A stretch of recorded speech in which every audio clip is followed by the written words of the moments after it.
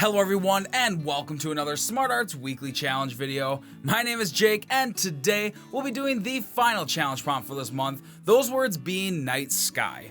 I don't know about all of you, but staring at these stars is one of my favorite things to do.